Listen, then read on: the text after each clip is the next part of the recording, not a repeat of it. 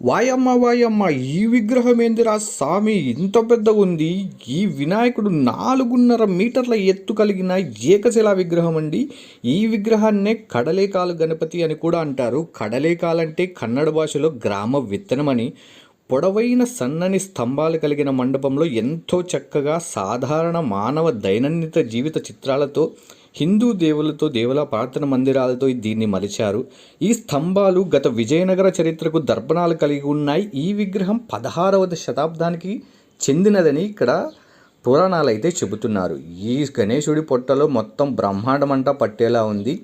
ఈ విగ్రహానికి సంబంధించిన విషయాలన్నీ మన యూట్యూబ్ ఛానల్లో అయితే అప్లోడ్ చేశాము. ప్లీజ్ సబ్స్క్రైబ్ మన ఛానల్. ఇలాంటి మంచి వీడియోస్ కోసం రవి ప్రయాణం 111 అనే ఛానల్ని అయితే సబ్స్క్రైబ్ చేసుకోండి.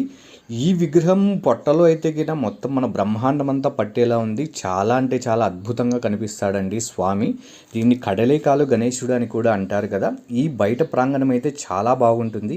ఇలాంటి మంచి మంచి వీడియోస్ కోసం హంపి సిరీస్ మొత్తం మీకు అప్లోడ్ చేశాను. వెళ్ళి మన ఛానల్ని చూడండి, సబ్స్క్రైబ్ చేసుకోండి, లైక్ చేయండి, కామెంట్ చేయండి.